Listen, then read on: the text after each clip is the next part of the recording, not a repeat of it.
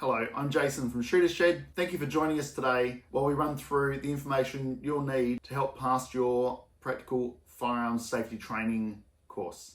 So first we're going to run through some basics. First we want to do is clear the firearm, making sure it's unloaded.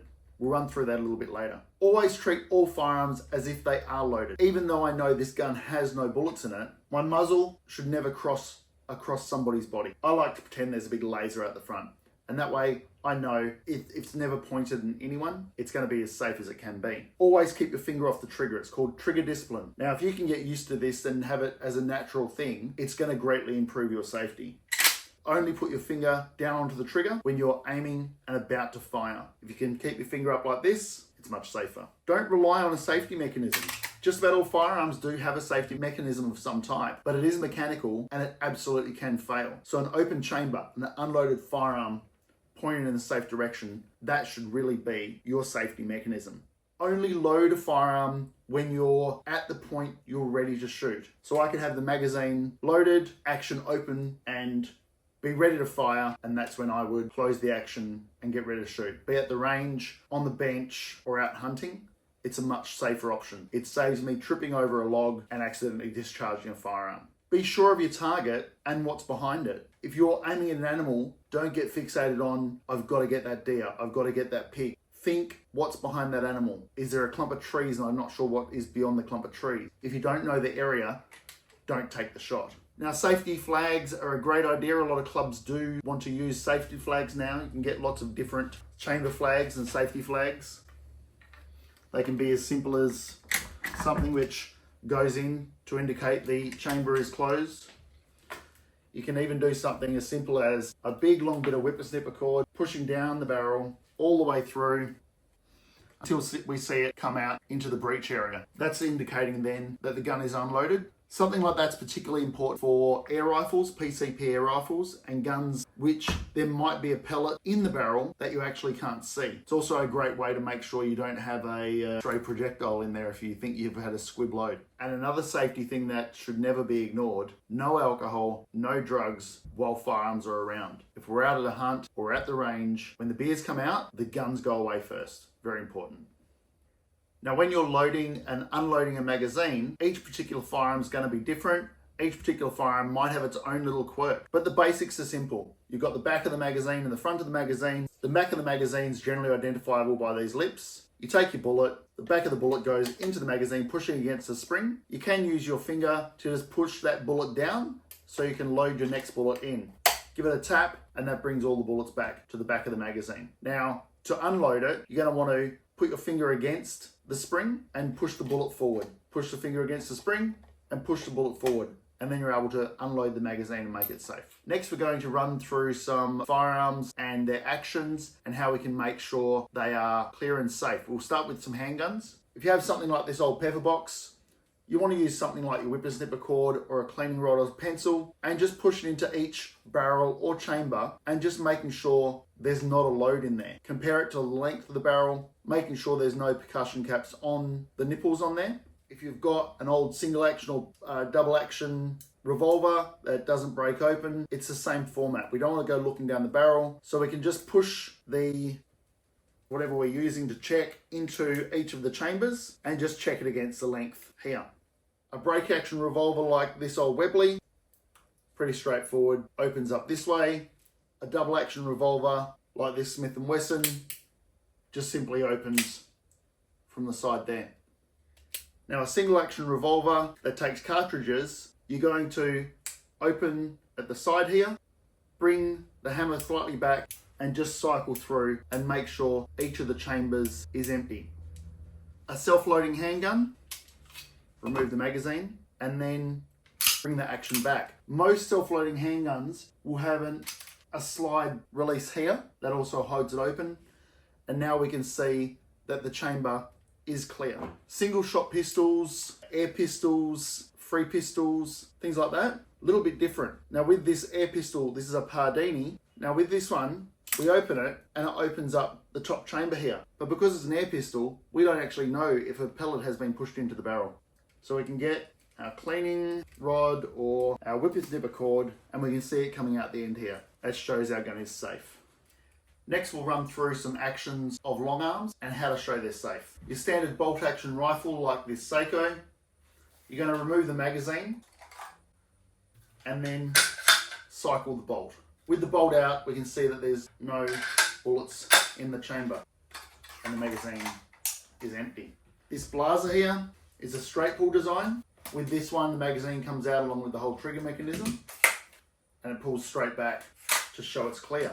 We have a lever action rifle. They're a little bit different in that this gun here, a Marlin, doesn't have a detachable magazine. Some of the Brownings, a couple other guns do have a detachable magazine in a pump or a lever, but this has got a tube. So with the tube, we want to cycle the lever, check the chamber is empty, but we also want to make sure we can see that there's a little colour down in the bottom of the magazine tube there to show us that there's no rounds left in the magazine. If you can see red or white in there, that is generally saying, or maybe an orange saying it's empty. If you can see gold, it might be an indication that there is still a round in the magazine. So cycle these a few times, make sure it's empty.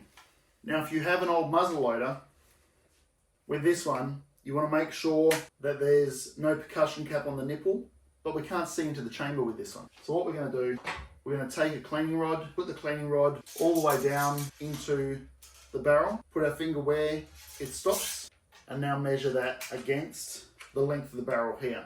Now if it stops an inch short, that's a good indication that you have a charge in the firearm and the firearm might be live. So be very careful from there. Treat it accordingly. Now some guns, pump guns particularly, the hammer might need to be down to release the action. And then we can look in here and we can see that there's no rounds in the magazine. If you can pull out the magazine follower here, that's a good way to make sure there's no bullets in it as well. A straight pull shotgun or a semi-auto shotgun, pretty straightforward to check if it is loaded. You can see under here that there's no rounds in the magazine. With these, just watch out when you're closing them, as you can absolutely slam your finger in there. Break barrel firearm. Shotguns, single barrel, double barrel, triple barrel, rifles, they all have some type of release. Possibly one of the easiest ways to see a firearm is unloaded is with that mechanism. Now air rifles can be very easy with a simple break barrel. Check you can see light down the end of the barrel. A PCP like this raw, we're just going to get our trusty whippersnapper cord, put it all the way down the barrel and make sure we see it come out the other end here.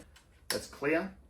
Next up, we're going to talk about transporting your firearms and ammunition. Now, under the new 2024 Firearms Act, you must render the firearm inoperable. That can be taking the bolt out and putting it into a separate receptacle inside the vehicle. You can also get a trigger lock. Pretty straightforward, and you're just going to close that over the trigger, lock it down, set your combination. That gun is now rendered inoperable. But with the lever action, the moment you open the lever, the trigger lock would come out. So what we can do here, we can get a cable of some type, something that's not going to scratch your gun, loop it around, padlock it, and then this firearm is rendered inoperable.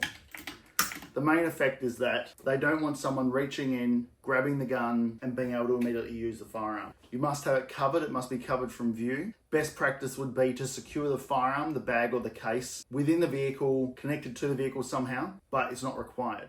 Now when you're transporting ammunition, that does need to be in a locked box and it needs to be connected to the vehicle. So no one can reach in and grab that ammunition and run away with it. So what we recommend is something like an MTM ammo can to hold your ammunition, locked and then secured to the vehicle. Just a simple steel cable locked through, connected to the bolts under your seat or something like that, so no one can grab this and run away. And the last part is care and maintenance of your firearm. So all the metal parts on your firearm can rust, so it's important to take care of it.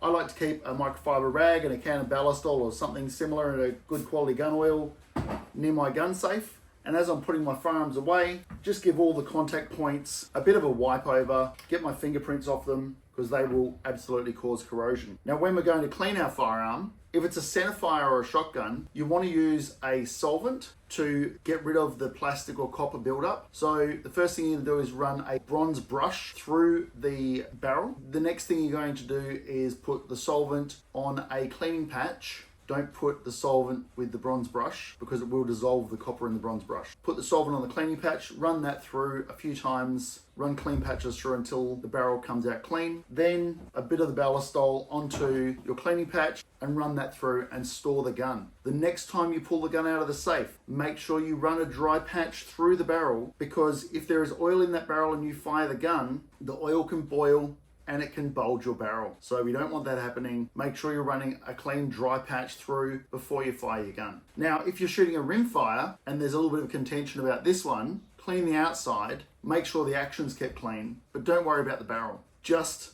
shoot it. After 10 or 20,000 rounds, if you want to run a patch through it, you're more than welcome to. But evidence has proven that all it does is makes your gun more inaccurate until that protective coating of the lead has built back up again. So if you've got a 22 rimfire, just shoot it. Don't worry too much about cleaning that barrel out. If you're shooting a 17 HMR or a 22 Magnum, that absolutely has hard copper buildup, so you want to treat that like a centerfire. I hope you've enjoyed our video. I hope it didn't go on too long. Good luck with your firearms test. Shoot straight and have fun.